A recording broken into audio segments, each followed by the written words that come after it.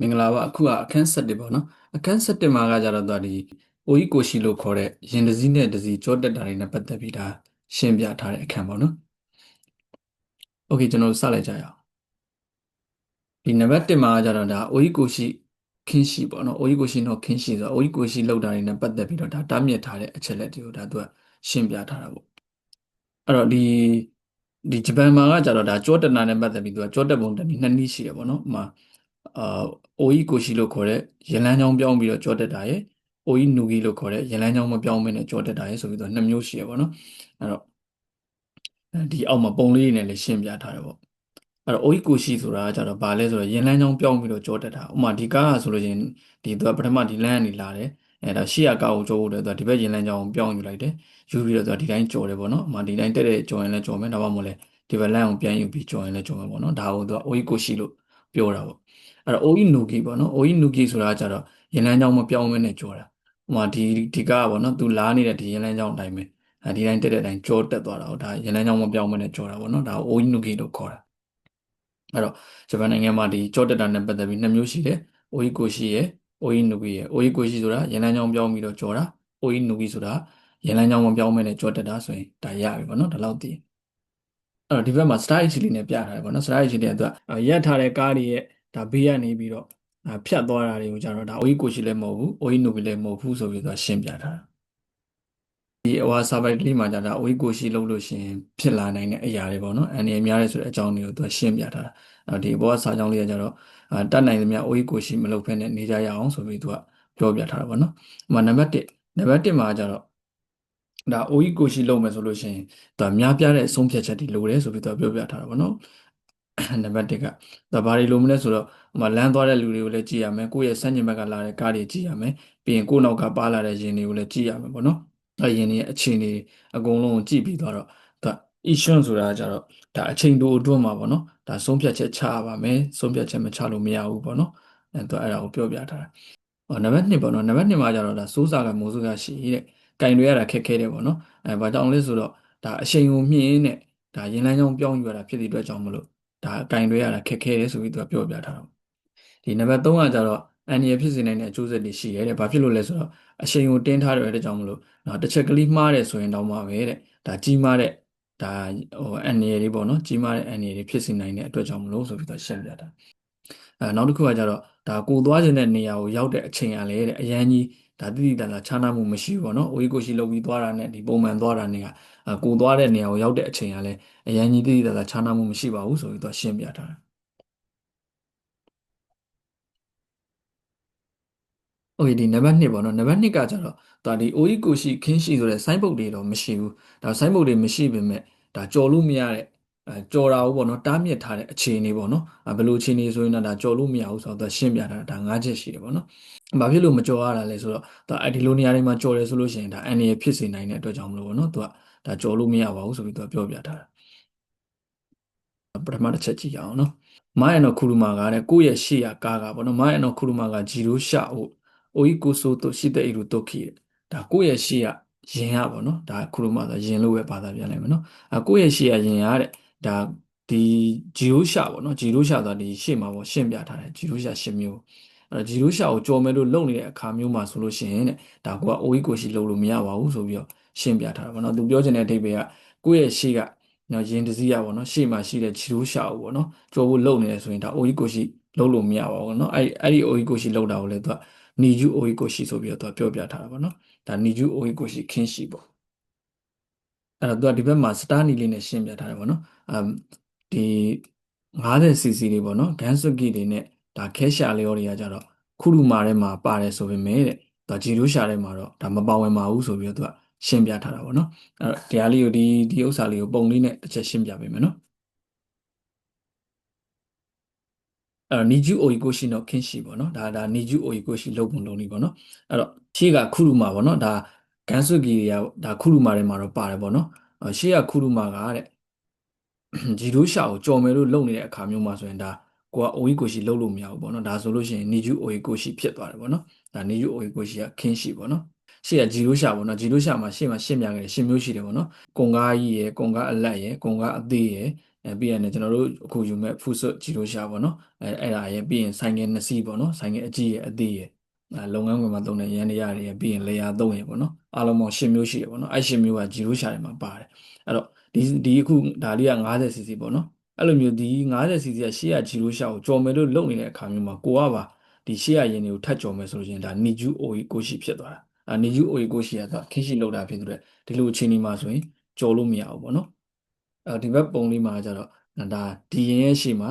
ဒီမှာကားတစ်စီးရှေ့ပေါ့နော်ကားတစ်စီးရဲ့ရှေ့မှာဒါ 50cc ရှိတယ်ပေါ့အဲ့တော့ကိုယ့်ရဲ့ရှေ့ရရင်ကသူဂျီရိုရှာကိုကြော်မှသာလေသူနီယူအိုကိုရှိဖြစ်တာဒီ 50cc တို့ဒီခဲရှာလျောတို့ကじゃဂျီရိုရှာတယ်မပါတာဖြစ်သည့်အတွက်ကြောင့်မလို့ဒီရင်ကဒီ 50cc ကိုကြောနေတဲ့အခါမျိုးမှာကိုကဒီနှစ်စီးလုံးကိုကြော်တာသူနီဂျူအိုကိုရှိမဖြစ်ဘူးဒါဂျီရိုရှာကိုကြော်တယ်ဆိုမှသာလေနီဂျူအိုကိုရှိဖြစ်တာခဲရှာလျောတို့ဒီဂန်ဆူဂီတို့ကြောနေတယ်ဆိုရင်တော့ဒါနီဂျူအိုကိုရှိမဖြစ်ဘူးပေါ့နော်ဒီလိုအခြေအနေမျိုးမှာဆိုရင်တော့ဒါကြော်လို့ရတယ်โอเคဒါကနီဂျူအိုကိုရှိနဲ့ပတ်သက်တာပေါ့နော်အဲ့တော့ကျွန်တော်တို့စောစေ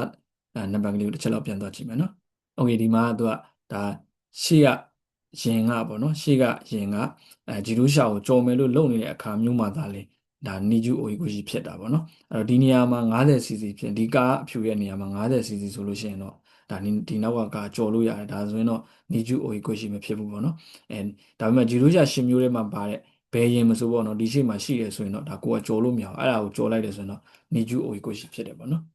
โอเคကျွန်တော်နံပါတ်2သွားရအောင်နံပါတ်2မှာကျတော့ကိုရှိရရင်ကတဲ့ညာဘက်ကို꿰မယ်ဆိုပြီးတော့ဒါအချက်ပြနေရပေါ့နော်အချက်ပြပြီးတော့ညာဘက်ရင်ကျော်ကိုပြောင်းယူတဲ့အခါမျိုးတွေမှာဆိုလဲဒါအိုကိုရှိကိုကလုံးလို့မရဘူးပေါ့နော်ဒီမှာသူကအချက်ပြနေပြီးရင်သူကညာဘက်ကိုကတ်တော့မှာပေါ့နော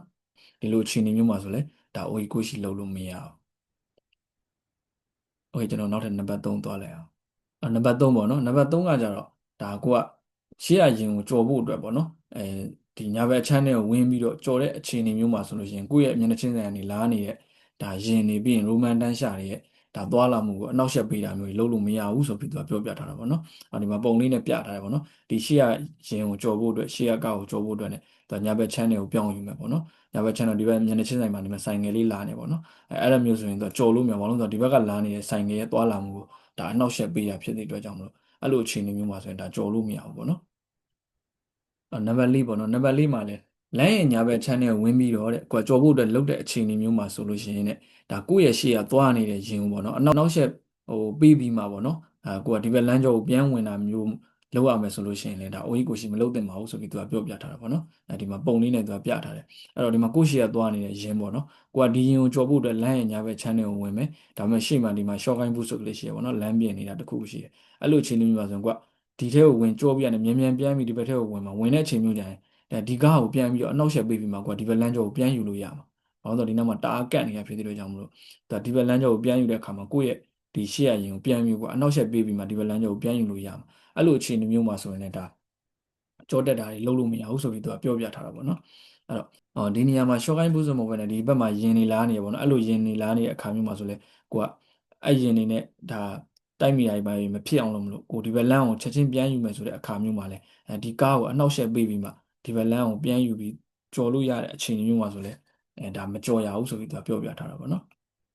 နံပါတ်5ပေါ့နော်နံပါတ်5မှာကျတော့ဒါကိုနောက်ကရင်ရတယ်ကိုကိုကြော်မယ်လို့လုပ်နေတဲ့အခါမျိုးမှာဆိုရင်လေဒါကိုကအိုကြီးကိုရှိလုပ်လို့မရဘူးပေါ့နော်ဒီမှာပုံလေးနဲ့ပြထားတယ်ဒီမှာကားရဲ့ဒီအတွင်းငန်းမှန်နေမြင်ရတယ်ပေါ့နော်ကိုယ့်ရဲ့နောက်ကကားကိုကိုကြော်မဲဆိုပြီးဒီမှာ signal လေးပြနေပေါ့နော်ကြော်တက်မဲဆိုပြီးတော့ signal လေးပြနေတဲ့အခါမျိုးမှာဆိုရင်ဒါကိုကရှေ့ရရင်ကိုကြော်လို့မရဘူးပေါ့နော်ဒီကားကိုဦးစားပေးရမယ်ပေါ့နော်သူကိုကြော်ခိုင်းလိုက်ပေါ့ကြော်ပြီးမှကိုကကြော်ပေါ့နော်ဒါသူကဗတ်မှန်မှလည်းမြင်ရတယ်ပေါ့နော်သူကဒါဒီဟာလေးကိုရှင်းပြတာဒီဇောနာရှင်းပြခဲ့တဲ့ဟာတွေကကြတော့ဒါအိုကြီးကိုရှိလုံးလို့မရတဲ့အခြေအနေတွေပေါ့နော်ဒါကကြတော့အိုကြီးကိုရှိလုံးလို့မရတဲ့နေရာတွေဘားရှော့တွေပေါ့နော်နေရာတွေဒီစာပိုက်မှာကျတော့ဒါရင်နေရာတဲ့အောက်ပါနေရာတွေမှာဆိုလို့ရှိရင်ဒါဂျီရိုးရှာတွေပြီးရင် 50cc ကိုကြော်ဖို့အတွက်ပေါ့နော်ရင်လန်းချောင်းချိန်တာတွေပြီးတော့ကျတော့သူတို့ရဲ့ဘေးတွေကိုအရန်ကြီးကတ်ပြီးတော့ဖြတ်ပြီးသွားတာမျိုးတွေဒါလုံးလို့မရတဲ့နေရာတွေပေါ့နော်ရှင်းပြဒီလုံးလို့မရတဲ့နေရာတွေကိုဒါရှင်းပြထားတာပေါ့နော်နံပါတ်1ပေါ့နော်နံပါတ်1ကကြတော့ဒီ sign board တွေနဲ့ပြထားတဲ့နေရာတွေပေါ့နော် sign board တွေနဲ့ဒါအိုကြီးကိုရှိခင်းရှိလောက်ထားပါတယ်ဆိုတဲ့နေရာတွေမှာလည်းဒါအိုကြီးကိုရှိလောက်လို့မရဘူးပေါ့နော်အဲ့တော့ဒီ sign board ပြထားတဲ့နေရာတွေဖြစ်ပေမဲ့ပေါ့နော်ဒါဘယ်ရင်တွေကိုတော့အိုကြီးကိုရှိလောက်ရလဲဆိုတော့သူကဒီဘက်မှာ star လေးနဲ့ရှင်းပြထားတယ်ပေါ့နော်ဒါ cache ရလဲ ဒါကြော်တာကတော့ဒါအိုကြီးကိုရှိမဖြစ်ဘူးဆိုပြီးသူကရှင်းပြထားတယ်ပေါ့နော်ဒီကောင်လေးကတခါလေးမှမေးတတ်တယ်တခါလေးမှဒီစပိန်ကိုပေါ့နော်ဂျီဒန်ရှာကိုဒါဒီလိုဆိုင်းဘုတ်ရှိတဲ့နေရာတွေမှာဂျီဒန်ရှာကိုကြောတက်ခဲ့ပါတယ်ဆိုရင်ဒါမှန်လားမှားလားပေါ့နော်မှန်တယ်ပေါ့နော်ကြော်လို့ရတယ်ပေါ့နော်ဂျီဒန်ရှာကိုတော့ကြော်လို့ရတယ်မတားထားဘူးပေါ့နော်နံပါတ်2မှာကျတော့ဒိုးလုံးတော့မာဂါရီခတ်တုံတော့ဖူကင်းနဲ့လမ်းအကွေ့တွေရဲ့အနီးတွိုက်ပေါ့နော်ဒီလိုမျိုးလမ်းအကွေ့တွေမှာဆိုရင်လေဒါအိုကြီးကိုရှိလုံးလို့မရဘူးပေါ့နော်ဒီဘက်မှာလေးပြထားတယ်ပေါ့နော်ဒီမှာလမ်းကွေ့ကန်ဒီမှာဒါဒီလိုအိုကြီးကိုရှိလုံးတာဒါလုံးလို့မရဘူးပေါ့နော်နံပါတ်3ပေါ့နော်နံပါတ်3ကကျတော့နော်ဘိုးဒီစက်ကတော့ချောချောဖူကင်းတယ်ဒီတောင်ထိပ်အတက်တွေမှာပေါ့နော်တောင်ထိပ်ရောက်ခံနေပေါ့နော်ဒါနော်ဘိုးဒီစက်ကတော့ချောချောဖူကင်းပေါ့နော်တောင်ထိပ်အတက်နားတွိုက်မှာလည်းဒါအိုကြီးကိုရှိလုံးလို့မရဘူးပေါ့နော်ဘာဖြစ်လို့လဲဆိုတော့ဒီဘက်ကလာတဲ့ရင်တွေကိုမမြင်ရဘူးပေါ့နော်အဲ့လိုခါမျိုးမှာကြော်လို့ရှိရင်ဒါရင်တိုက်မှုဖြစ်နိုင်တယ်များတယ်ပေါ့နော်ဒါကြောင့်မလို့ဒီလိုမျိုးတောင်ထိပ်ရောက်ခံနေအတက်နားတွေမှာဆိုရင်ဒါအိုကြီးကိုရှိလုံးလို့မရဘူးပေါ့နော်အိုကြီးကိုရှိကိုကန့်တတ်ထားတယ်နောက်တစ်ခုပေါ့နော်နံပါတ်4ကကျတော့ကိုပိုင်းတော့ကျူနာခူဒါဒီဆက်ကပေါ့နော်ဒီတောင်အဆင်းပေါ့နော်တောင်အဆင်းနေမှာဆိုရင်လေဒါအိုကြီးကိုရှိလုံးလို့မရဘူးပေါ့နော်တောင်အဆင်းနေတရားတွေကဂျော်ကိုလို့ရတဲ့နေရာတွေပေါ့နော်အဲ့တော့အိုကြီးကိုရှိလုံးလို့မရအိုကြီးကိုရှိလုံးလို့ရှိရင်ဒါရင်တိုက်မှုဖြစ်နိုင်တယ်ပေါ့နော်အဲ့တော့ဒီလမ်းတောင်တွေရယ်ပြီးရင်တောင်ထိပ်ရယ်ပြီးလို့ရှိရင်ဒီတောင်အဆင်းနေရာပေါ့နော်ဒါသူကဂျော်ကိုလို့ရမယ့်နေရာတွေထဲမှာပါတာဖြစ်တဲ့အတွက်ကြောင့်မလို့ဒါနှစ်ခုတွဲပြီးမှတ်လို့ရအောင်ဒီဘက်ကဟာလေးကိုတစ်ချက်ရှင်းပြပေးမယ်နော်အဲ့တော့ဒီမှာလမ်းဒီအကွေတွေပေါ့နော်အကွေတွေပြီးရင်ဒီနော်ဘိုဒီစက်ကတော့ချောချောဖူခင်ပေါ့နော်တောင်ထိပ်အတက်တွေပြီးလို့ရှိရင်နော်ကိုပိုင်းတော့ကျူနာခူဒါဒီဆက်ကပေါ့နော်တောင်ဆင်းနေရတဲ့ဒါဂျော်ကုလောက်ရမယ့်နေရာတွေထဲမှာလဲဒါပါတာဖြစ်ပြီးတော့ကြောင့်မလို့ဒီနှစ်ခုကိုပေါ့နော်အတူတူမှတ်ထားကြအောင်ဆိုပြီးတော့ပြောပြထားတာပေါ့နော်နံပါတ်5ပေါ့နော်နံပါတ်5ကကျတော့တွန်နယ်ရူးတဲ့ရှာလော့စုကုတိုင်ကအာရူဘအိုင်ကိုနော်ဆိုခုတဲ့ဒါတွန်နယ်ရူးဆိုတာလှိုင်ကောင်းနေပေါ့နော်ဒါရှာလော့စုကုတိုင်ဆိုတာကျတော့ရင်လန်းချောင်းရှိတဲ့အခြေအနေမှာဆိုရင်တော့ဒါကင်းလွတ်ခွင့်ပြုတယ်ပေါ့နော်ရင်လန်းချောင်းရှိတယ်ရင်လန်းချောင်းမရှိဘူးဆိုတော့သူကဘာကိုပြောရလဲဆိုတော့ရင်လန်းချောင်းရှိတယ်ဆိုတာကကျတော့ကိုသွားတဲ့ဘက်မှာကိုသွားတဲ့ဘက်ကနေရင်လန်းချောင်းကဒီတကြောင်အထက်ရှိတာကိုပြောတာတကြောင်နဲ့ရှိလို့ရှိရင်သူကဒါရင်လန်းချောင်းမရှိဘူးလို့ပြောတာရှာလော့စုကုတိုင်က9ဆိုပြီးသူကပြောတာတကြောင်ရဲ့အထက်ရှိတယ်ဟိုမှာ2ကြောင်ရှိတယ်ပေါ့နော်ဒါမှမဟုတ်3ကြောင်ရှိတယ်အဲ့လိုအခြေအနေမျိုးမှာဆိုရင်တော့ဒါကိုယ့်ရဲ့ရှေ့ရရင်ကိုကြောတက်လို့ရတယ်အဲ့လိုမျိုးမှမဟုတ်ဘဲနဲ့ဒါရှာလော့စုကုတိုင်က9ပေါ့နော်ရှာလော့စုကုတိုင်က9ဆိုတာကကြရင်လန်းချောင်းတစ်ကြောင်နဲ့ပဲရှိတာရင်လန်းချောင်းတစ်ကြောင်နဲ့ပဲရှိတာဆိုလို့ရှိရင်ဒါဒီဘက်ရင်ကြောကကြတော့ဒီဘက်ကလာတဲ့ရင်တွေသုံးတာပေါ့နော်အဲ့လိုအခြေအနေမျိုးမှာဆိုရင်ဒါကိုယ့်ရှေ့ရရင်ကိုကြောတက်ဖို့အတွက်လာလုပ်လို့မရဘူးပေါ့နော်ဒီလိုင်ကုန်းလေးထဲမှာကိုယ့်ရှေ့ရရင်ကိုကြောတက်လို့မရဘူးပေါ့နော်ဒီလိုအခြေအနေမျိုးမှာဆိုလို့ရှိရင်โอเคနံပါတ်6မှာကျတော့ဒါကုသတန်တို့ပေါ့နော်ဆိုနုတက်မှာကလာစန်ဂျူမီတို့ဆိုတာဒါလမ်းစုံပေါ့နော်လမ်းစုံကနေပြီးတော့30မီတာအတွန်းပေါ့နော်လမ်းစုံကနေ30မီတာအတွန်းမှာလည်းဒါအိုကြီးကိုရှိတွေလုံးလို့မရဘူးပေါ့နော်ဒါပေမဲ့သူကဒီဒီကိုသွားတဲ့ဘက်ကယူဆန်တူလို့ဖြစ်နေရဆိုရင်တော့ဒါလုံးလို့ရတယ်ပေါ့နော်ဒါကိုကဦးစားပေးလမ်းမှာသွားနေတာဖြစ်တဲ့အတွက်ကြောင့်မလို့ဒါကတော့အကျုံးဝင်ပေါ့နော်ဦးစားပေးလမ်းမှာကိုကသွားနေတယ်ဆိုရင်ဒီဥစ္စာအကျုံးဝင်မှုပေါ့နော်30မီတာဒီလမ်းစုံရဲ့30မီတာအတွန်းဖြစ်နေပေမဲ့ကိုကကြောတက်လို့ရတယ်ပေါ့နော်ဦးစားပေးလမ်းဆိုတာဒီမှာဒီလိုဆိုင်းဘုတ်လေးပါတယ်ဒါမှမဟုတ်လည်းမြေပြင်မှာဒီလိုလေးပြထားပါပေါ့နော်ကိုသွားတဲ့လမ်းမှာဒီလိုမျိုးလေးလမ်းကြောင်းလေးဆွဲပေးထားတယ်မှာပေါ့နော်အဲ့ဒါဆိုရင်ဒါကိုကဦးစားပေးလမ်းမှာသွားနေအဲ့လိုခါမျိုးမှာဆိုရင်တော့ဒါစောစောဒီ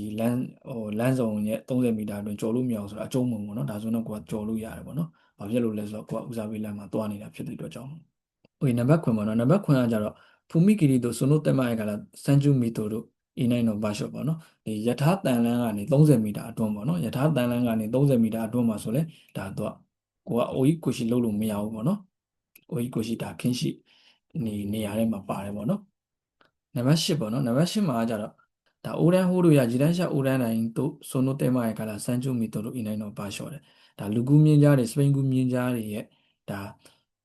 ဒီရှေ့ပေါ့နော်30မီတာအတွန်းမှာလဲဒါအိုကြီးကိုရှိတွေလုံးလို့မရပါဘူးကြောတက်တာတွေလုံးလို့မရဘူးဆိုပြီးဒါသူကပြောပြထားတာပေါ့နော်အဲဒီမှာပုံလေးနဲ့ပြထားတယ်ပေါ့နော်အဲဒီလူကူးမြညာစပိန်ကူးမြညာနဲ့30မီတာအတွန်းမှာဒါကြောတက်လို့မရတဲ့နေရာတွေမှာပါတယ်ပေါ့နော်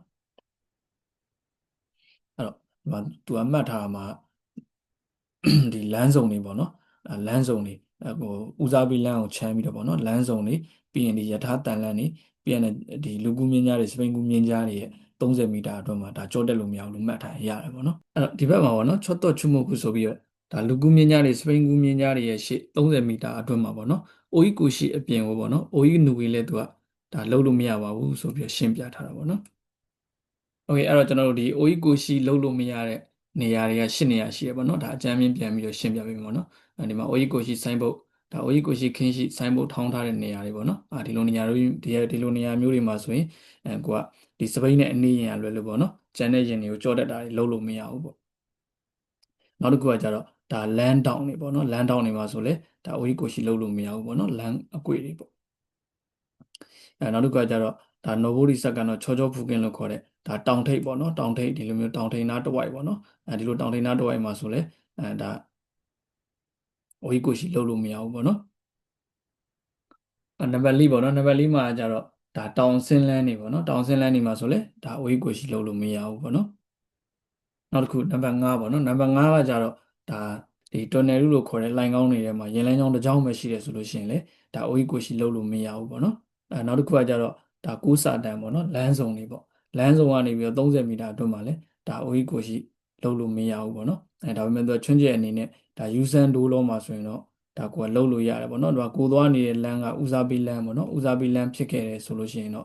ဒါကိုကဒါဦးစားပေးလမ်းထဲမှာရှိရဖြစ်တဲ့ကြောင့်ဒါအိုကြီးကိုရှိကိုကလုပ်လို့ရတယ်ပေါ့နော်ယူဆန်ဒိုးလုံးမှာသွားနေတယ်ဆိုတော့နောက်နံပါတ်ခွဲမှာကျတော့ဒါတန်လန်းကနေပေါ့နော်30မီတာအတွန်းပေါ့ဒါယထာတန်လန်းကနေ30မီတာအတွန်းမှာလည်းဒါအိုကြီးကိုရှိလုပ်လို့မရဘူးပေါ့နော်နံပါတ်8မှာကျတော့ဒါလူကူးမြင့်ကြတဲ့စပိန်ကူးမြင့်ကြတဲ့ရှေ့ပေါ့နော်30မီတာအတွန်းမှာလည်းဒါအိုကြီးကိုရှိခင်ရှိလောက်ထားတဲ့နေရာโอเคကျွန်တော်နောက်တစ်မျက်နှာစလိုက်ရအောင်နော်အဲ့ဒီနံပါတ်4ပေါ့နော်နံပါတ်4ကကျတော့ဒါလမ်းရဲ့ညာဘက်ချမ်းတဲ့ကိုပေါ့နော်ညာဘက်ချမ်းတဲ့ကိုဝင်ပြီးတော့ဒါတခြားယင်တွေကိုကြောတက်တာတွေလုံးလို့မရတဲ့နေရာတွေနဲ့ပတ်သက်ပြီးဒါရှင်းပြထားတာဒီလိုပေါ့နော်လမ်းရဲ့ညာဘက်ချမ်းတဲ့ကိုဝင်ပြီးကြောတက်လို့မရပါဘူးလို့ပြထားတဲ့ဒီလိုဆိုင်းဘုတ်တွေရပြီးရင်မြေပြင်မှာဆွဲပြထားတဲ့ဒီအဝါရောင်ပေါ့နော်ဒီလိုအမှတ်သားတွေပေါ့နော်မြင်းအမှတ်သားတွေပေါ့နော်ဒါတွေကလမ်းရဲ့ညာဘက်ချမ်းတဲ့ကိုဝင်ပြီးတော့ကြောတက်လို့မရဘူးဆိုတဲ့ဒါအမှတ်သားတွေပေါ့အဲ့တော့ဒီလိုအမှတ်သားတွေရှိတဲ့နေရာမှာဆိုလို့ရှိရင်ကိုကတခြားယင်ကိုကြောဖို့အတွက်လမ်းရဲ့ညာဘက်အချမ်းတဲ့ကိုဝင်ပြီးတော့ဒါကြောတက်တာတွေလုပ်လို့မရဘူးပေါ့နော်အဲ့တော့ဒီမှာဆိုလဲဒါရောရှိကီနဲ့ပြထားတယ်ပေါ့နော်ဒါလမ်းရဲ့ညာဘက်ချမ်းတဲ့ကိုဝင်ပြီးတော့ကြောတက်လို့မရဘူးပြီးတော့ဒီမှာမြေပြင်မှာလည်းအဝါရောင်မြင်းနဲ့ပြထားတယ်ပေါ့နော်လမ်းရဲ့ညာဘက်ချမ်းတဲ့ကိုဒါဝင်ပြီးတော့ကြောတက်တာတွေလုပ်လို့မရဘူးပေါ့ဒါပေမဲ့ဒီဘက်လမ်းကြောကနေလာတဲ့ယင်ကြတော့သူကဒီဘက်မှာအဖြူမြင်းလေးနဲ့ပြထားတာပေါ့နော်အဲ့တော့အဖြူမြင်းနဲ့ပြထားတဲ့ဘက်အချမ်းမှာရှိတဲ့ယင်ကတော့ဒါကြောတက်လို့ရတယ်ပေါ့လမ်းရဲ့ညာဘက်ချမ်းတဲ့ကိုဝင်ပြီးတော့ဒါရှေ့ရယင်ကိုကြောတက်မယ်ဆိုရင်ဒါကြောတက်လို့ရတယ်ဘာဖြစ်လို့လဲဆိုတော့သူ့ရဲ့သူ့ဘက်အချမ်းမှာရှိတဲ့မြင်းရကြတော့ဒါအဖြူမြင်းနဲ့ပြထားတာဖြစ်တဲ့အတွက်ကြောင့်မလို့ဒါလမ်းရဲ့ညာဘက်ထဲကိုဝင်ပြီးတော့ဒါရှေ့ရရင်ကိုကြောတက်မယ်ဆိုရင်ကြောတက်လို့ရတယ်ပေါ့နော်ဒီဘက်ချမ်းမှာကျတော့ဒါအဝါမြင့်နဲ့ပြထားတာဖြစ်တဲ့အတွက်ကြောင့်မလို့လမ်းရဲ့ညာဘက်ထဲကိုဝင်ပြီးတော့ကြောတက်တာတွေလုပ်လို့မရဘူးโอเคကျွန်တော်တို့ဒီဟာလေးဒီလောက်ဆိုနားလည်မယ်လို့ထင်တယ်ပေါ့နော်အဲ့တော့ဒီဘက်မှာလည်းသတိပေးထားတယ်ပေါ့နော်ဒီဇိုင်းဘုတ်ကလေးနဲ့ဒီဇိုင်းဘုတ်ကလေးနဲ့ဟိုမမားစီနေပေါ့နော်ဒီဇိုင်းဘုတ်နှစ်ခုဒီပေါ်ဆိုင်းဘုတ်ကလေးကကြတော့လမ်းရဲ့ညာဘက်ထဲကိုလမ်းရဲ့ညာဘက်အချမ်းထဲကိုဝင်ပြီးတော့ဒါကြောတက်တာတွေကိုဒါတားမြစ်တဲ့ဟာပေါ့နော်ဒီအောက်ကဆိုင်းဘုတ်ကလေးနဲ့ဒီအကူစားစားလေးကကြတော့သူကဘာလဲဆိုတော့လမ်းရဲ့ညာဘက်ချမ်းထဲကိုဝင်ပြီးတော့လဲကြောတက်လို့မရဘူးကိုလမ်းထဲကနေကိုလည်းကြောတက်လို့မရဘူးโอเคအဲ့တော့ဒီနှစ်ခုမမားစင်နေပေါ့နော်အဲ့တော့အပေါ်ကဟာကြတော့လမ်းရဲ့ညာဘက်ချမ်းထဲကိုဝင်ပြီးတော့ဒါတခြားယင်တွေကိုကြောတက်တာတွေကိုဒါတားမြစ်ထားတဲ့ဆိုင်းဘုတ်ပေါ့နော်ဒီအောက်ကဆိုင်းဘုတ်ကကြတော့လိုင်းရဲ့ညာဘက်ချမ်းနဲ့ဝင်ကိုယ့်ရဲ့လမ်းထဲမှာလည်းကိုဒါတခြားယင်တွေကိုကြောတက်တာတွေလုပ်လို့မရဘူးပေါ့နော်ဒီမှာပေါ့နော်လမ်းရဲ့ညာဘက်ချမ်းနဲ့ဝင်ပြီးတော့ဒါကြောတက်တာတွေလုပ်လို့မရဘူးဆိုတော့ဒီလိုဆိုင်းပုံမျိုးလည်းမရှိဘူးပေါ့နော်ပြီးရင်မြေပြင်မှာလည်းဒါအဝါရောင်မြင့်တဲ့မဟုတ်ဘဲနဲ့ဒါအဖြူရောင်မြင့်နဲ့ပြထားတယ်ပေါ့နော်အဖြူရောင်မြင့်နဲ့ပြထားတယ်ဆိုပေမဲ့လမ်းရဲ့အကျယ်က6မီတာရှိတယ်ဒါမှမဟုတ်ရင်6မီတာရဲ့အထက်ရှိတယ်ဆိုလို့ရှိရင်ဒါလမ်းရဲ့ညာဘက်ချမ်းနဲ့ဝင်ပြီးတော့ဒါရှိရရင်ကိုကြောတက်တာလုပ်လို့မရဘူးပေါ့နော်ဒါအဖြူမြင့်တားထားတာအဖြူမြင့်တားထားတယ်ဆိုပေမဲ့ဒါလမ်းရဲ့အကျယ်က6မီတာရှိတယ်6မီဒါမှမဟုတ်လည်း6မီတာရဲ့အထက်ရှိတယ်ဆိုလို့ရှိရင်လိုင်းရဲ့ညာဘက် channel ဝင်ပြီးတော့ကြောတက်တာတွေလုပ်လို့မရဘူးပေါ့နော်အဲ့တော့လိုင်းရဲ့မီတာအကျယ်က6မီတာမပြည့်ဘူး6မီတာရဲ့အောက်ပဲရှိတယ်ဆိုလို့ရှိရင်တော့ဒါလိုင်းရဲ့ညာဘက် channel ဝင်ပြီးတော့ဒါရှေ့ရရင်ကိုကြောတက်လို့ရတယ်ပေါ့နော်အဲ့လိုကြောတက်တဲ့အခါမှာဆိုလို့ရှိရင်လည်းကိုနဲ့မျက်နှာချင်းဆိုင်ကနေလာတဲ့ရင်တွေကိုဂယူးဆိုင်ပဲပေါ့နော်မျက်နှာချင်းဆိုင်မှာလာတဲ့ရင်ကြောရှင်းမရှိဘူးတည်တည်ချာလေးစစ်ပြီးမှအနေကင်းနေဆိုမှဒါဒီညာဘက် channel ဝင်ပြီးတော့ကြောတက်တာတွေလုပ်ရမယ်ပေါ့နော်โอเคဒီရလေးဒါကြောတက်တဲ့အချိန်မှာဒါလုပ်ရမယ့်ဟာလေးတွေကိုသူရှင်းပြထားတာကိုကကြောတက်ဖို့အတွက်လုပ်တော့မယ်ဆိုလို့ရှိရင်တဲ့ပထမဆုံးအနေနဲ့ကိုနဲ့မျက်နှာချင်းဆိုင်မှာလာနေတဲ့ရင်ကြောရှင်းမရှင်းပေါ့နော်အနေကင်းမကင်းကိုကပထမဆုံးတစ်ချက်အနေနဲ့စစ်ရမယ်ပေါ့နော်နံပါတ်2အနေနဲ့ကကြတော့ဒါကိုယ့်ရဲ့နောက်ကဒါရင်ကြောရဲ့အခြေအနေကြည့်ရမယ်ပေါ့နော်ဒါကိုယ့်ရဲ့နောက်ကလည်းကိုကြော်မယ်ဆိုလို့ရှိရင်အနေကင်းမကင်းပေါ့နော်အဲ့ဒါကိုတစ်ချက်ကြည့်ရမယ်ပေါ့နော်နံပါတ်2ကကြည့်တဲ့အခါမှာဒီမှာအတွင်းငန်းမှန်နေဒါမှမဟုတ်လည်းဘက်မှန်နေပေါ့နော်အတွင်းငန်းမှန်နေဘက်မှန်နေကနေဒါစစ်ရမယ်ပေါ့အဲ့နံပါတ်3ပေါ့နော်နံပါတ်3ကကြတော့ဒါကိုကြော်မဲ့ယင်နေပေါ့နော်ကိုကြော်မဲ့ယင်နေရဲ့ဒီရှေ့အခြေအနေကိုလှမ်းပြီးတော့ကြည့်ရမယ်ပေါ့နော်ဥပမာကိုကဒီယင်တွေကိုကြော်မယ်ဆိုလို့ရှိရင်ဒီယင်တွေရဲ့ရှေ့မှာဘာရှိလဲပေါ့နော်ဒီမှာဆိုလို့ရှိရင်ဒီမှာ ရှေ့မှာဒါလမ်းပြင်နေတဲ့ပုံစံမျိုးရှိရပေါ့နော်ဒီလိုအခြေအနေမျိုးမှာဆိုလို့ရှိရင်ဒါဒီရင်တွေကဒီဘက်ကိုပြန်ပြီးတော့ဒီလိုထွက်လာနိုင်တဲ့အနေအထားရှိရပေါ့နော်ဒီနားလောက်မှာဆိုရင်ဒါပြန်ပြီးတော့ဒီဘက်လမ်းကြောကိုပြန်ယူမဲ့အနေအထားရှိရပေါ့ဒီလိုအနေအထားမျိုးမှာဆိုလို့ရှိရင်လည်းဒါကိုကမကြော်သင့်ဘူးပေါ့နော်ဘာလို့ဆိုတော့ဒါတိုက်မိနိုင်တဲ့အနေရရှိရပေါ့အဲ့တော့နံပါတ်4ပေါ့နော်နံပါတ်4ကကြတော့ဒီကိုကြော်မဲ့ရင်တွေရဲ့သွားနေတဲ့အရှိန်နှုန်းပေါ့နော်အဲ့ဒီအရှိန်ကိုလည်းဒါကိုကထက်ပြီးတော့တွေ့ရမယ်ပေါ့နော်ကြော်မယ်ဆိုလို့ရှိရင်ဒီနံပါတ်2ပေါ့နော်နံပါတ်2ကကြတော့ဒါညာဘက်ချမ်းကနေကြောတက်တာတွေနဲ့ပြီးရင်တခါတရံမှာတရားဘယ်ဘက်ကနေကြောတက်တဲ့ဥစ္စာတွေနဲ့ပတ်သက်ပြီးဒါရှင်းပြထားတာပေါ့နော်အဲ့တော့ရင်တွေကပေါ့နော်တခြားရင်တွေကိုကြောတက်မယ်ဆိုလို့ရှိရင်တဲ့သူကလမ်းရဲ့ညာဘက်ကနေပဲဒါကြောတက်ရမယ်ပေါ့နော်ကြောတက်ဖို့လှုပ်တဲ့အခါမှာသူကလမ်းရဲ့ညာဘက်ကနေပဲကြောတက်ရမယ်ပေါ့အဲ့တော့ဒါပေမဲ့ဘယ်ဘက်ကနေကြောတက်တဲ့အခါတွေရှိရပေါ့နော်ကိုယ့်ရဲ့ရှေ့ရရင်ကညာဘက်ကို꿰ဖို့အတွက်ဒီမှာအချက်ပြရတယ်ပေါ့နော်အချက်ပြပြီးတော့ညာဘက်ကို꿰ဖို့အတွက်လှုပ်နေတဲ့အခါမျိုးတွေမှာဆိုရင်တော့ဒါကိုကသူ့ရဲ့ဘယ်ဘက်ကနေဒါကြောတက်ရမယ်ပေါ့နော်နံပါတ်3မှာကျတော့ရိုမန်တန်းရှာကိုကြောတက်တဲ့အခါမှာဆိုလို့ရှိရင်တဲ့ရိုမန်တန်းရှာရဲ့ဘယ်ဘက်ကနေပြီးတော့ဒါကြောတက်တာတွေလုပ်ရမယ်ပေါ့နော်ဒါပေမဲ့လည်းချွန်းချက်အနေနဲ့ပြောထားတယ်ပေါ့နော်ဒါပေမဲ့ပေါ့နော်ဒီတန်လန်းကပေါ့နော်လမ်းရင်ဘယ်ဘက်ချမ်းမှာကပ်ပြီးတော့ရှိနေတဲ့အခါမျိုးမှာဆိုရင်တော့ဒါလမ်းရင်ညာဘက်ချမ်းကနေပြီးတော့ကြောတက်တာလုပ်ရမယ်ပေါ့နော်ဒီနံပါတ်3ကကျတော့သူပြောချင်တဲ့အဓိပ္ပာယ်ကဒါဒီရိုမန်တန်းရှာတွေကိုကြော်မယ်ဆိုလို့ရှိရင်ရိုမန်တန်းရှာရဲ့ဘယ်ဘက်ကနေကြောတက်ရမယ်တကယ်လို့မှတန်လန်းကဒီဘယ်ဘက်ချမ်းမှာရှိနေတဲ့အခါမျိုးမှာဆိုတော့ဘယ်ဘက်မှာကပ်ပြီးရှိနေတဲ့အခါမျိုးမှာဆိုရင်တော့သူကလမ်းရဲ့တန်လန်းရဲ့ညာဘက်ကနေပြီးတော့ကြောတက်ရမယ်ဆိုပြီးဒါသူကပြောပြထားတာနံပါတ်4ပေါ့နော်နံပါတ်4မှာကျတော့ကိုကြောတက်မဲ့ရင်နဲ့ကိုယ့်ရဲ့ဂျားထဲမှာဒါလုံလောက်တဲ့အကွာအဝေးတစ်ခုထားပြီးတော့ဒါကြောတက်ရမယ်ပေါ့နော်အထူးသဖြင့်ပေါ့နော်ဆိုင်ကယ်တွေကိုကြောတက်တဲ့အခါမှာဆိုလို့ရှိရင်တော့တတ်နိုင်သမျှဒီအကွာအဝေးကိုပေါ့နော်များများလေးထားပြီးတော့ဒါကြောတက်ဖို့အတွက်လုပ်ရမယ်ပေါ့နော်နံပါတ်5မှာကျတော့ဒါရင်လန်းချောင်းရှိတဲ့နေရာလေးပေါ့နော်ရင်လန်းချောင်းရှိတဲ့နေရာဆိုတာဒါရင်လန်းချောင်းတစ်ကြောင်းအထက်ကိုပြောတာပေါ့နော်ဒါရင်လန်းချောင်းတစ်ကြောင်းအထက်ရှိတဲ့နေရာတွေမှာဆိုလို့ရှိရင်ကွက်ရှိရရင်တွေကိုကြော်ဖို့အတွက်ဒီညာဘက်ရင်ကြောကိုသုံးတဲ့အခါမှာညာဘက်အစွန်ဆုံးရင်ကြောကိုသုံးတဲ့အခါမှာသုံးပြီးတာနဲ့ဒီဘက်လမ်းကြောတွေကိုပြန်ပြီးတော့ဆင်းရမယ်ပေါ့နော်တောက်လျှောက်ကြီးဒီလမ်းကြောကြီးမှာပဲတောက်လျှောက်ကြီးသွားနေတာမျိုးတွေဒါမလုပ်ရဘူးဆိုပြီးသူကပြောပြထားတာပေါ့ဒီမှာပေါ့နော်ဒီဟာလေးကကြတော့သူတို့စမ်းသပ်ထားတဲ့ဟာလေးဒါသူကရှင်းပြထားတာပေါ့နော်ဆောင်းဝဲမှာတော့မမေးဘူးပေါ့နော်ရှီဇူအိုကAKကနေပြီးတော့ဒါ IH ကန်ပေါ့နော်ခောမာတယ်ပေါ့နော်ဒါသွားတဲ့ဥစ္စာလေးကိုသူကရှင်းပြီးတော့ပြထားတာပေါ့နော်โอเคဒီဧကပေါ့နော်ဧကကကျတော့တနာရီဘယ်လောက်လုံးနဲ့သွားအောင်ဆိုတော့60ကီလိုမီတာနဲ့သွားတာပေါ့နော်60ကီလိုမီတာနဲ့သွားတယ်ပြီးတော့သူကြော်ခဲ့တဲ့ရင်စီးရ83စီးပေါ့နော်သူအကြော်ခံခဲ့တာတစ်စီးမှမရှိဘူးကြာတဲ့အချိန်ကဒီသတ်မှတ်တဲ့နေရာကိုပေါ့နော်ရောက်ဖို့အတွက်ကြာတဲ့အချိန်က2နာရီနဲ့မှ19မိနစ်ပေါ့ဘီကားကကျတော့50ကီလိုမီတာအောက်နဲ့သွားတယ်ပေါ့နော်သွားပြီးတော့သူကြော်ခဲ့တာတစ်စီးမှမရှိဘူးပေါ့နော်သူအကြော်ခံခဲ့တာဆိုရင်82မှာ9စီးသူရောက်တဲ့အချိန်က2နာရီနဲ့မှ29မိနစ်ပေါ့နော်အဲ့တော့ဒီနှစ်စီးရဲ့ခြားနာချက်က10မိနစ်ပဲခြားနာတယ်ပေါ့နော်ဒါကြောင့်မလို့ဒီအချိန်ကွာချက်အရင်ကြီးမရှိဘူးပေါ့နော်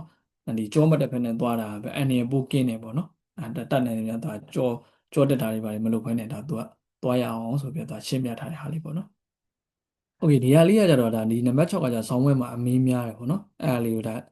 တစ်ကနေပြီးတော့အောက်ကနေပြီးတော့စပြီးရှင်းပြမယ်ပေါ့နော်တစ်ကနေပြီးတခြားယင်တွေကိုကြောတက်တော့မယ်ဆိုလို့ရှိရင်ပထမဆုံးကြည့်ရမယ်ဟာကြတော့ဒီကြောတက်မဲ့နေရာမှာပေါ့နော်ဒါအိုဤကိုရှိကိုဒါတားမြစ်ထားတဲ့နေရာဟုတ်မဟုတ်ပထမဆုံးအနေနဲ့စစ်ရမယ်ပေါ့နော်စစ်ပြီးသွားလို့ဒီနေရာကဒါကြောတက်တာတွေကိုတားမြစ်ထားတဲ့နေရာမဟုတ်ဘူးဆိုလို့ရှိရင်နံပါတ်2ကကြတော့ဒါကိုယ့်ရဲ့ရှေ့မှာပေါ့နော်ဒါအန်ရကင်းမကင်းဒါထပ်ပြီးစစ်ရမယ်ပေါ့နော်အန်ရကင်းမကင်းစစ်ပြီးရတဲ့ဒါနောက်ကြည့်မှန်းနေပြီးတော့ကိုယ့်ရဲ့ညာဘက်ချမ်းရင်ပြီးရတဲ့ကိုယ့်ရဲ့နောက်ကိုပေါ့နော်အန်ရကင်းမကင်းထပ်ပြီးစစ်ရမယ်တကယ်လို့ပေါ့နော်ကိုလန်းနဲ့ကိုကြော်တာမဟုတ်ဘဲနဲ့လမ်းရဲ့ညာဘက်ချမ်းတွေကိုဝင်ပြီးတော့ကြောရမယ့်အနေအထားမှာဆိုလဲကိုနဲ့မျက်နှာချင်းဆိုင်မှာဒါအန်ရကင်းမကင်းပေါ့နော်ရင်ကြောရှင်းမရှင်းကိုထပ်ပြီးတော့စစ်ရမယ်ပေါ့နော်နံပါတ်3ကကိုကအဲ့လိုမျိုးစစ်ပြီးလို့အန်ရကင်းနေပေါ့နော်အန်ရကင်းနေလမ်းလေးရှင်းနေဆိုလို့ရှိရင်ဒါကိုကဒီရင်လမ်းချောင်းပြောင်းဖို့အတွက်ဒါအချက်ပြမီပြရမယ်ပေါ့နော်အချက်ပြမီပြတဲ့အခါမှာလည်းဒါညာဘက်စကနေကိုမီကိုပြရမယ်ပေါ့နော်ညာဘက်အချက်ပြမီကိုပြရမယ်ပေါ့ဒီနံပါတ်4ကပေါ့နံပါတ်4ကကြတော့ဒါကိုကချက်ပြမီပြတယ်ပေါ့နော်အချက်ပြမီပြတဲ့အခါမှာဆိုလို့ရှိရင်လေ3စက္ကန့်လောက်ပြရမယ်ပေါ့နော်3စက္ကန့်လောက်ပြပြီးတဲ့အချိန်မှာဆိုလို့ရှိရင်နောက်ထပ်တစ်ချိန်ထပ်ပြီးတော့အန်ရကင်းမကင်းထပ်ဆင်မယ်ပေါ့နော်ကိုယ့်ရဲ့ရှေ့တွေနောက်တွေဘေးတွေကိုထပ်ဆင်မယ်စစ်ပြီးသွားရတဲ့လမ်းကသတ်မှတ်ထားတဲ့ဒါအချိန်ကိုမကျော်တဲ့အချိန်နဲ့ပေါ့နော်ညင်ညင်သာသာလေးကိုညာဘက်ထဲကိုဝင်ပြီးတော့ပေါ့နော်ပြီးရတဲ့ကိုကျော်မဲ့ရင်နဲ့ကိုကြားမှာလုံလောက်တဲ့အကွာအဝေးတစ်ခုထားပြီးတော့ဒါကိုကကြောတက်ဖို့အတွက်လုပ်ရမယ်ဆိုပြီးဒါပြောထားတာပေါ့နံပါတ်5ကကြတော့ဒါကိုယ့်ရဲ့ရှေ့ရရင်ကိုကြော်ပြီးလို့ပေါ့နော်ဘယ်ချမ်းကိုပြန်ပြီးတော့ကိုကယူတော့မယ်ဆိုတဲ့အခါမျိုးမှာဒါပထမဆုံးအနေနဲ့ဘယ်စင်ကနေကိုထပ်ပြီးတော့ပြရမယ်ပေါ့နော်ကိုကလို့ဘယ်စင်ကနေကိုပြပြီးတဲ့အခါမှာပေါ့နော်ကိုကြော်ခဲ့တဲ့ရင်ကပေါ့ ကိုယ့်ရဲ့အတွင်းကမ်းမှန်မှာလားပေါ်တဲ့အခါပေါ့နော်ဆိုင်ငယ်ဆိုလို့ရှိရင်ဒါဆိုင်ငယ်တစ်စီးလုံးပေါ့နော်လားပေါ်တဲ့အခါပေါ့နော်ဆိုင်ငယ်တစ်စီးလုံးကဒါဘေးကြီးမှန်မှာလားပေါ်တဲ့အခါမှာဆိုလို့ရှိရင်ဒါသူနဲ့ကိုယ်နဲ့ကြားထဲမှာဒါလုံလောက်တဲ့အကွာအဝေးတစ်ခုရှိတာဖြစ်တဲ့အတွက်ကြောင့်မလို့ဒီလိုအနေထားမျိုးမှာဆိုတော့လမ်းရဲ့ဘက်ဘက်ကိုကိုယ်ပြန်ယူလို့ရပြီပေါ့နော်လမ်းရဲ့ဘက်ဘက်ကိုပြန်ယူပေါ့နော်ပြန်ယူပြီးတဲ့အခါမှာကိုယ်ကြော်လို့ပြီးသွားပြီဆိုရင်ဒါနံပါတ်ခွင်ရကြတော့ဒီအချက်ပြမိတွေအကုန်လုံးရက်မယ်ပေါ့နော်အချက်ပြမိကိုပြန်ပြီးတော့ရက်မယ်ပေါ့โอเคဒါလေးကိုကျွန်တော်ဒီပုံလေးနဲ့တစ်ခေါက်ပြန်ရှင်းပြမယ်ပေါ့နော်ကိုရှိရရင်ကိုကြော်တော့မယ်ဆိုတဲ့အခါမျိုးမှာဆိုလို့ရှိရင်ဒါပထမဆုံးအနေနဲ့ဘာလုပ်ရမလဲဆိုတော့ဒီနေရာကြော်လို့ရတဲ့နေရာဟုတ်မဟုတ်တစ်ချက်စစ်မယ်ပေါ့နော်စစ်ပြီးသွားတာ ਨੇ ဒုတိယတစ်ချက်ကကြတော့ကိုယ့်ရဲ့ရှေ့တွေပြီးရင်ဘေးတွေပေါ့နော်ပြီးရင်နောက်ဘက်တွေပေါ့နော်အနေနဲ့ကင်းမကင်းပေါ့နော်တကယ်လို့မှကိုကလမ်းရဲ့ညာဘက် channel ကိုဝင်ပြီးတော့ကြော်ရမယ့်အနေအထားမျိုးမှာဆိုရင်လည်းဒါကိုနဲ့မျက်နှာချင်းဆိုင်မှာရင်ရောရှင်းမရှင်းပေါ့နော်အနေနဲ့ကင်းမကင်းကိုစစ်ရမယ်ပေါ့နော်အဲ့တော့စစ်ပြီးတဲ့အချိန်မှာဆိုလို့ချင်းကိုညာဘက် signal ကိုပြမယ်ပေါ့နော်အဲ့ဒါစစ်ပြီးသွားပြီဆိုရင်ညာဘက် signal ကိုပြမယ်ညာဘက် signal ကိုဘယ်လောက်ကြာအောင်ပြရမလဲဆိုတော့3စက္ကန့်လောက်ကြာအောင်ပြမယ်ပေါ့နော်3စက္ကန့်လောက်ပြပြီးတာ ਨੇ ကိုလမ်းရဲ့ညာဘက် channel ကိုယူတော့မယ်ဆိုတဲ့အခါမျိုးမှာနောက်ထပ်တစ်ချိန်ထပ်ပြီးတော့ဒါအနေနဲ့ကင်းမကင်းစစ်ရမယ်ပေါ့နော်ရှေ့တွေနောက်တွေပေါ့နော်ပြီးရတဲ့ဒီကိုနဲ့မျက်နှာချင်းဆိုင်ပေါ့နော်အဲ့တော့ဒီဘေးကိုလည်းစစ်ရမယ်ပေါ့နော်အဲ့လိုစစ်ပြီးသွားပြီဆိုတော့ ਨੇ လမ်းရဲ့ညာဘက် channel ကိုယူမယ်ပေါ့နော်လမ်းရဲ့ညာဘက် channel ကိုယူပြီးတော့ဒါကိုကြော်တဲ့ကားကိုကြောနေပြီပေါ့နော်ဒါကြောနေနေပေါ့နော်လိုင်းရဲ့ဘယ်ဘက် channel ကိုပြန်ယူမဲ့အခါမှာဆိုတော့ပထမဆုံးအနေနဲ့ဘယ်ဘက် signal ကိုပြမယ်တန်းပြီးတော့ဒါလမ်းထဲကိုဝင်တာကြီးလုံးလို့မရဘူးပေါ့နော်ဘယ်ဘက် signal ကိုပြမယ်ပြပြီးသွားတာ ਨੇ ကိုယ့်ရဲ့ဒီအတွင်းကမ်းမှန်ပေါ့နော်အတွင်းကမ်းမှန်မှာဒီကိုကြောခဲ့တဲ့ရင်ကလားပေါ်တဲ့အထီပေါ့နော်ကိုကဆက်ပြီးတော့မောင်းသွားမယ်ပေါ့နော်မောင်းပြီးသွားလို့ဒီအတွင်းကမ်းမှန်မှာလားပေါ်တယ်ဆိုင်ငယ်ဆိုရင်လို့ရှိရင်လည်းဆိုင်ငယ်တစ်စီးလုံးပေါ့နော်ကိုယ့်ရဲ့ဒီဘေးမှန်မှာလားပေါ်တဲ့အခါမှာဆိုတော့ဒါကိုနဲ့သူနဲ့ကြားထဲမှာလုံလောက်တဲ့အကွာအဝေးတစ်ခုရှိတာဖြစ်တဲ့အတွက်ကြောင့်အဲ့လိုအချိန်မျိုးမှာကိုလမ်းရဲ့ဘက်ဘက်ကိုပြန်ယူရမယ်ပေါ့နော်ယူပြီးသွားလို့ကိုကပြီးရတဲ့ signal ပြထားမယ်ပေါ့နော်ပြီးပြီဆိုမှလုံးလုံးပြီးပြီဆိုမှဒါကိုယ့်ရဲ့အချက်ပြမီကိုရက်ရမယ်ပေါ့နော်โอเคကျွန်တော်တို့နောက်တစ်မျက်နှာသွားလိုက်အောင်နော်ဒီဟာလေးကကြတော့ကိုကဒီအကြော်ခံရတဲ့အခါမျိုးတွေမှာဆိုလို့ရှိရင်ဒါ view ဆက်ရမယ်ဟာပေါ့နော်ဒီမှာပေါ့နော်သူပုံလေးနဲ့တစ်ခါလေးပြထားတယ်ပေါ့နော်တခြားရင်ကပေါ့နော်ကိုကိုကြော်ဖို့လုပ်နေတဲ့အခါထောင်းမကိုကိုကြောနေတဲ့အခါမှာဆိုလို့ရှိရင်အဲ့ဒီရင်ကိုကိုကြောလို့မပြီးမချင်းကိုကအရှိန်တင်တာကိုလုပ်လို့မရဘူးပေါ့နော်နောက်တစ်ခုကကြတော့တခြားရင်ကကိုကိုကြောနေတဲ့အခါပေါ့နော်ကြောနေတဲ့အခါမျိုးမှာဆိုရင်ဒါသူသွားဖို့တဲ့လမ်းကမလုံလောက်ဘူးပေါ့နော်ကိုကဒီမှာဘယ်ဘက်မှာနည်းနည်းကတ်ပေးလို့ရသေးတယ်ဒီလိုအနေထားမျိုးမှာဆိုလို့ရှိရင်ကိုကတတ်နိုင်နေမြပေါ့နော်လမ်းရင်ဘယ်ဘက် channel ကိုတတ်နိုင်နေမြကတ်ပေးပြီးတော့ဒါတခြားရင်ကိုကသွားခွင့်ပေးရပါမယ်ဆိုပြီးတော့ဒါရှင်းပြထားတာပေါ့။ Okay အခန်း7ကတော့ဒီလောက်ပါပဲเนาะအားလုံးကျေးဇူးတင်ပါတယ်